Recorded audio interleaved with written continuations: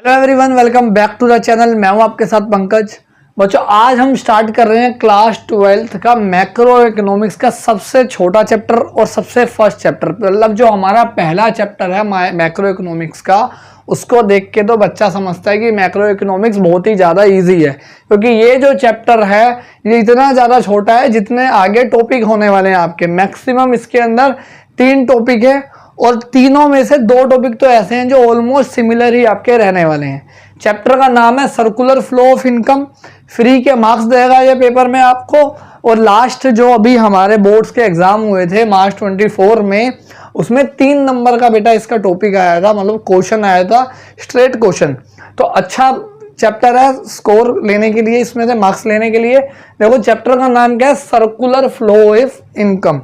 Income हम सबको पता है, तो इस चैप्टर में हमने ये पढ़ना है कि हमारी इकोनॉमी में कैसे इनकम को घुमाया जाता है, कैसे इनकम एक सेक्टर से दूसरे सेक्टर में जाती है, दूसरे सेक्टर से तीसरे सेक्टर में जाती है, और ऐसे रोटेट कैसे करती है। तो उसी का ये सारा चैप्टर है। देखो पहले मीनिंग समझते हैं कि सर्कुलर फ्लो ऑफ इनकम का मीनिंग क्या है। It refers to the cycle of generation of income. ये जो वर्ड्स हैं जिसमें मैं मार्क कर रहा हूं, इसको जरूर ध्यान से समझना। In the production phase, its distribution among the factor of production, and finally its circulation from household to the firm in the form of consumption expenditure on goods and services produced by them। देखो क्या होता है, वैसे हमारी economy में 4 sector हैं, 4 से 5 sector होते हैं, लेकिन इस चैप्टर में हमने सिर्फ 2 ही सेक्टर पढ़ने हैं। एक है आपका फर्म और एक है आपका हाउस होल्ड। तो जब एक फर्म को कुछ भी प्रोड्यूस करना होता है, उसको 4 से 5 चीजें चाहिए होती है, जिसे हम बोलते हैं फैक्टर ऑफ प्रोडक्शन। एक उसे सबसे पहले चाहिए लैंड, कोई लैंड होगी जहाँ पे वो फैक्ट्री वगैरह लगाएगा। फिर उसे चाहिए लेबर, लेबर से वो काम करवाएगा। कैपिटल चाहिए, जो पैसा लगेगा। और लास्ट होता है एंटरप्रेन्योरशिप, जो बंदा पैसा लगा रहा है या काम कर रहा है। तो लैंड वाले को वो दे देता है रेंट, अगर उसने उधार ले रखी है, मतलब किराए पे ले रखी है। लेबर वाला ले जाता है वेजिस या फिर सैलरी। कैपिटल वाले को मिलता है बेटा इंटरेस्ट, और जो प्रॉफिट होता है वो किसको मिलता है, एंटरप्रेन्योरशिप को। तो इन चारों को बोलते हैं हम अपना क्या, फैक्टर ऑफ प्रोडक्शन। ये तो 11th का ही आपका सारा टॉपिक है, 11th में था। अब देखो क्या है, दोबारा इसको समझते हैं। It refers to the cycle of generation of income. ये जो फर्म्स होती है, ये जब कोई प्रोडक्शन करती है तो वहां पे क्या हो रहा है, इनकम जनरेट हो रही है। क्योंकि इकोनॉमी में जब कोई प्रोडक्शन होगा तभी इनकम लोगों को मिलेगी। जैसे कोरोना टाइम आया था तो लोगों की इनकम क्यों 0 हो गई थी, क्योंकि प्रोडक्शन होना बंद हो गया था, सारी फैक्ट्रियां बंद पड़ी थी। तो बेचारे लेबर को वेजिस नहीं मिल रही थी, रेंट वालों को फैक्ट्रियां ही खा लिया तो रेंट भी नहीं मिलेगा। तो ऐसे ही जनरेशन ऑफ इनकम कहाँ पे होता है, जहाँ पे प्रोडक्शन फेस होता है। फिर इसी पैसे को डिस्ट्रीब्यूट किया जाता है किसमें, फैक्टर ऑफ प्रोडक्शन में। फर्म ने क्या किया, लैंड वाले को रेंट दिया, वेजेस दिया, इंटरेस्ट दिया, प्रॉफिट दिया, तो डिस्ट्रीब्यूट हो गया फैक्टर ऑफ प्रोडक्शन में। And finally it circulation from household to firm. अब जिनको ये पैसा मिला है, जो लैंड का मालिक होगा, जो लेबर है, वो क्या करेगी, वो गुड्स को खरीदेगी या सर्विसेज में पैसा लगाएगी। तो दोबारा पैसा सर्कुलेट होके घूम के किसके पास चला जाएगा, फर्म के पास, एज अ कंजम्पशन एक्सपेंडिचर। जो ये चारों लोग हैं ये कंजम्पशन करेंगे, और कंजम्पशन किस चीज का करेंगे, जो गुड्स एंड सर्विसेज किसने बनाई है, फर्म नहीं बनाई है। तो दोबारा पैसा किसके पास घूम के आ जाएगा बेटा, फर्म के पास। अब इसमें 3 फेस होते हैं, जनरेशन फेस, डिस्ट्रीब्यूशन फेस और डिस्पोजिशन फेज। ये जो पूरा सर्कल है हमारा, इसमें 3 फेज होते हैं, याद रखना बेटा, MCQ में आ सकता है यहाँ से।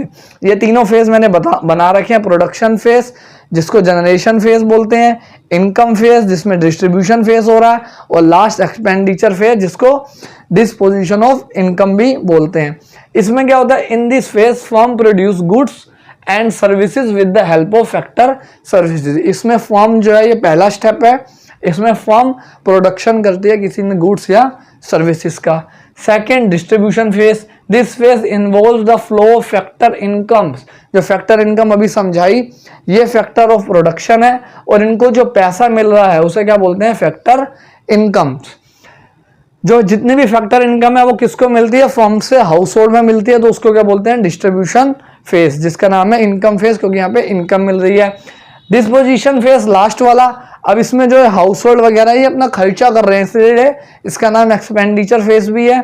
In this phase the income received by the factor of production is spend on the goods and services produce by the firm. जो फर्म ने गुड्स प्रोड्यूस करे हैं, सर्विस प्रोड्यूस करी है, दोबारा पैसा उनके पास घूम के आ जाता है, फिर वो दोबारा उसको रीयूज करते हैं। ये था इस चैप्टर का मीनिंग। अब इसके आगे के टॉपिक पढ़ते हैं। एक इसमें डिफरेंस है स्टॉक फ्लो का, वो बहुत इजी बहुत बेसिक्स है, उससे करते हैं। फिर लास्ट टॉपिक इसका बचेगा, उसको भी साथ में ही कर लेंगे। तो देखो बेटा, अब नेक्स्ट टॉपिक क्या है हमारा, स्टॉक एंड फ्लो। ये भी बहुत बेसिक सा टॉपिक है, एक ही इसका डिफरेंस है, और पेपर में अगर आएगा तो 3 मार्क्स का ये डिफरेंस आने वाला है। देखो इसमें क्या बोला है, स्टॉक वर्ड आपने पहले भी अपने अकाउंटेंसी में पढ़ा हुआ है, क्लोजिंग स्टॉक या ओपनिंग स्टॉक। वो क्या होता था क्लोजिंग स्टॉक, एक पर्टिकुलर पॉइंट पे बिजनेस के पास कितना स्टॉक पड़ा हुआ है, क्लोजिंग स्टॉक कितना सामान पड़ा हुआ है, एक पर्टिकुलर पॉइंट में होता था। वो जब भी साल का एंड होता था या साल की स्टार्टिंग होती थी तब देखा जाता था। वही कॉन्सेप्ट यहाँ लगना है। दूसरा है फ्लो। फ्लो क्या होता है, पूरे साल में, मेरा साल स्टार्ट हुआ है 1 अप्रैल को और 31 मार्च को खत्म होगा, तो उस पूरे फाइनेंशियल ईयर में, उस पूरे फिजिकल ईयर में कितने गुड्स, कितनी सर्विसेज, कितनी इनकम जनरेट हुई है, वो आता है फ्लो के अंदर। देखो मीनिंग क्या है, stock variable refers to that variable. Variable यहाँ किसी को भी कंसीडर कर सकते हैं हम, which is measured at a particular point of time. एक पर्टिकुलर पॉइंट ऑफ टाइम की बात की जा रही है कि हाँ भाई आज की डेट पे मेरे पास कितना पैसा पड़ा है, मेरे पास कितने गुड्स पड़े हैं, तो उसे क्या बोलते हैं, स्टॉक। और फ्लो में क्या लिखा है, flow variable refers to that variable which is measured over a period of time. अब यहाँ पे एक पर्टिकुलर टाइम की बात नहीं की जा रही, यहाँ पे बात की जा रही है पूरे के पूरे ओवर ऑफ पीरियड की, पूरे फाइनेंशियल ईयर में या पूरे मंथ में।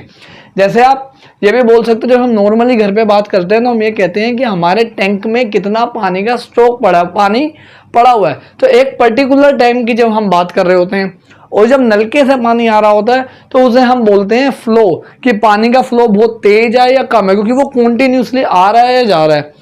तो ये इसका डिफरेंस है। अबाउट टाइम सेकंड में टाइम डायमेंशन में, इस पे कोई टाइम डायमेंशन का फर्क नहीं पड़ता, क्योंकि ये एक पर्टिकुलर टाइम पे ही कंसीडर किया जा रहा है। लेकिन इसका टाइम डायमेंशन होता है, इसका मैग्नीट्यूड चेंज होता रहता है। स्टार्टिंग में ज़्यादा हुआ, बाद में कम हुआ, और उसके बाद और भी ज़्यादा हो सकता है या कम हो सकता है। तो इसमें टाइम डायमेंशन होता है, फ्लो में, स्टॉक में नहीं होता। लास्ट है इनका कॉन्सेप्ट क्या है, नेचर क्या है इन दोनों कॉन्सेप्ट का। ये स्टैटिक है, स्टैटिक मतलब जो चेंज नहीं होता, और डायनेमिक मतलब जो चेंज होता रहता है। ये वर्ड आप सबने डायनेमिक पढ़ा होगा कॉमर्स वालों ने बीएसटी के अंदर अपना, जो चेंज होता रहता है, क्योंकि फ्लो जो है वो चेंज होता रहता है, कभी तेज कभी ज़्यादा कभी कम। लेकिन स्टैटिक मतलब जो चेंज नहीं होगा, आज पर्टिकुलर टाइम पे मेरे पास जो सामान पड़ा है वो उतना ही रहेगा। ये हो गया डिफरेंस। अब बेटा कुछ टाइप्स भी होते हैं फ्लो के, तो उसके 2 टाइप्स है, एक है रियल फ्लो और एक है मनी फ्लो। बहुत बेसिक है ये भी। देखो क्या लिखा है, it refers to the flow of factor services. Factor services वही जो हाउस होल्ड प्रोवाइड करवाता है, किसको, फर्म्स को, from household to the firm and the corresponding flow of goods and services from the firm to household. Simple समझो क्या हो रहा है, ये हमारी फर्म है और नीचे हमारे ये हाउस होल्ड है। हाउस होल्ड ने क्या क्या दिया, फैक्टर सर्विसेज दी, किसको, फर्म को, वही अपने फैक्टर ऑफ प्रोडक्शन वाले जो होते हैं। बदले में जो फर्म है वो हाउस होल्ड को पैसा नहीं दे रही, यहाँ पे क्या दे रही है, गुड्स एंड सर्विसेज, जिसको आप एक तरह से बार्टर सिस्टम भी कहते हो। बार्टर सिस्टम भी बोला जाता है इसी सिस्टम को। It also known as physical flow, इसका एक और नाम है जिसे क्या बोलते हैं, physical flow. It may create difficulties of barter system. जो बार्टर सिस्टम होता था जिसमें सामान के बदले सामान एक्सचेंज किया जाता था, उसकी डिफिकल्टीज ये क्रिएट करता है, उसमें बहुत सारी प्रॉब्लम आती थी जो हम आगे के चैप्टर्स में पढ़ेंगे मनी बैंकिंग में। It does not involve money, इसमें मनी इन्वॉल्व नहीं होता, क्योंकि बदले में हमें फर्म हाउस होल्ड को पैसा नहीं दे रही, क्या दे रही है, गुड्स एंड सर्विसेज। दूसरा आते हैं मनी फ्लो में। It refers to the flow of factor payments from firm to household. अब यहाँ पे क्या हो रहा है, अब रिटर्न में जब इन्होंने फैक्टर ऑफ प्रोडक्शन दिया तो फर्म इन्हें गुड्स एंड सर्विसेज नहीं दे रही, मनी दे रही है। और मनी में हमने ऑलरेडी पढ़ा क्या क्या देगा, रेंट देगा, अपना इंटरेस्ट देगा, सैलरी देगा, वेजेस देगा और प्रॉफिट देगा for their factor services and corresponding flow of consumption expenditure from household to the firm. फिर इसी पैसे को हाउस होल्ड खर्च करते हैं और पैसा किसके पास चला जाता है, फर्म के पास दोबारा। For purchase of goods and services produce by the firm, किस में खर्च कर रहे हैं, जो फर्म ने ही प्रोडक्शन किया गुड्स एंड सर्विसेज का, उसी को ये वापस कर रहे हैं। It is also known as nominal flow, इसका नाम था फिजिकल फ्लो, इसका नाम है नॉमिनल फ्लो। और इट इन्वॉल्व्स मनी, यहाँ पे मनी की इन्वॉल्वमेंट हो रही है, उसमें मनी की इन्वॉल्वमेंट नहीं थी। It does not create difficulty of barter system, जो भी बार्टर सिस्टम की डिफिकल्टी है वो यहाँ पे नहीं आती, क्योंकि यहाँ पे मनी इन्वॉल्व है। बार्टर सिस्टम में सामान के बदले सामान था तो दिक्कत होती थी, यहाँ पे मनी है तो मनी हर कोई एक्सेप्ट कर लेता है। ये हो गया बेटा एक और कॉन्सेप्ट हमारा इस चैप्टर का। अब लास्ट कॉन्सेप्ट बचा है, वो ऑलरेडी आपको आता है कि सर्कुलर फ्लो कैसे होता है, किसके बीच में, ध्यान से समझो।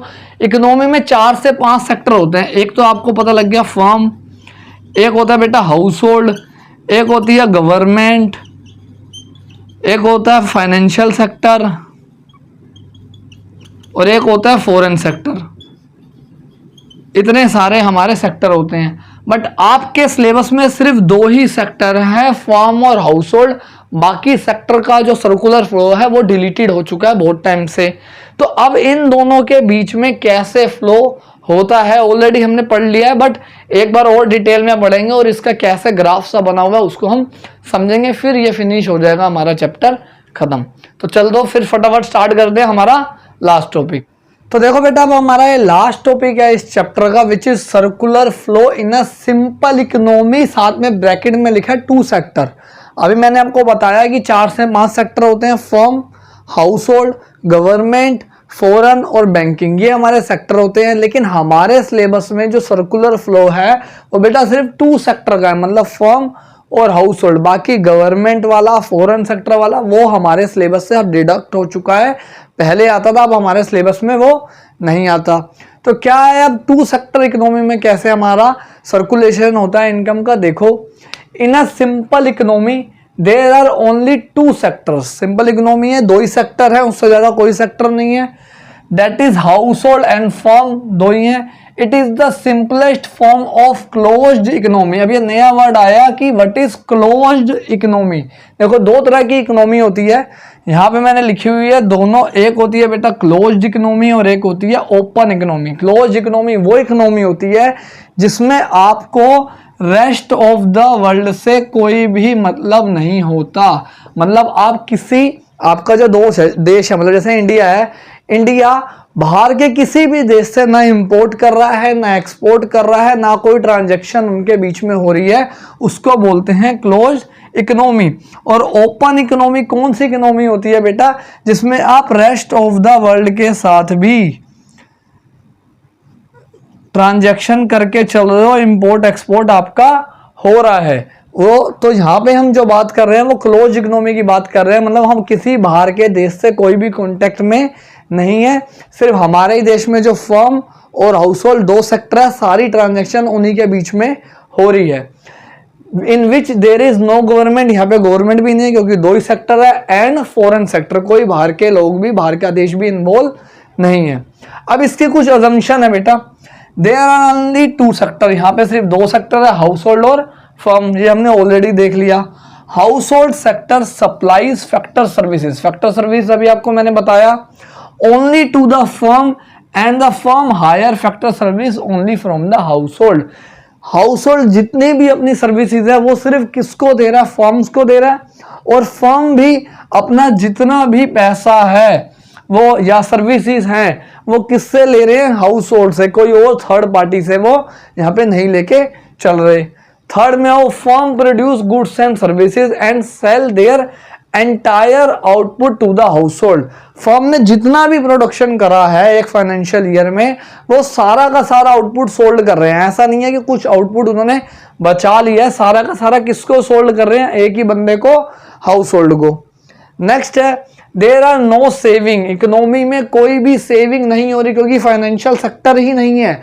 फाइनेंशियल सेक्टर मतलब बैंकिंग, अगर बैंकिंग होती तो ही आप बैंक में जाके सेविंग करते। तो माना जा रहा है कि हाउस होल्ड कोई भी सर्विस नहीं कर रहा है, जितना भी पैसा house hold spend entire amount on the consumption of goods and services. ये कुछ अजम्पशन लेके चल रहे हैं कि जो हमारे हाउस होल्ड है वो जितना भी उनको पैसा मिल रहा है, जितना भी रेंट, वेजेस, सैलरी, प्रॉफिट आ रहा है, वो सारा का सारा खर्च कर देते हैं। किसको दे देते हैं?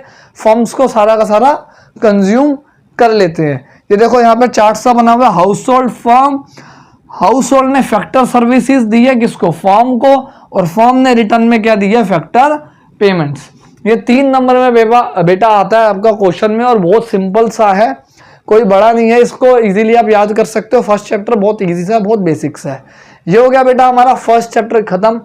अब नेक्स्ट जो हम चैप्टर करेंगे हमारा मैक्रो इकोनॉमिक्स का, वो होगा आपका मनी एंड बैंकिंग। जो मनी एंड बैंकिंग वाली यूनिट है हमारी पूरी, तो मनी से स्टार्ट करेंगे, 3 से 4 क्लास में जाएगा, और फिर बैंकिंग है। Banking as compare to money थोड़ा बड़ा है, मनी तो बहुत ज़्यादा छोटा चैप्टर है। तो मिलते हैं बच्चों नेक्स्ट वीडियो में। शेयर करो वीडियो को, सब्सक्राइब करो चैनल को अगर आपने सब्सक्राइब नहीं किया है अभी तक, क्योंकि ऐसी अब कॉन्टिन्यूस आपको वीडियो आने वाली है विद क्वेश्चंस। और कॉमर्स वाले बच्चों के लिए तो तीनों सब्जेक्ट की, चाहे अकाउंटेंसी हो, कॉमर्स आपका BST हो और इकोनॉमिक्स हो, तीनों का पूरा पैकेज यहाँ मिलने वाला है। Thank you everyone.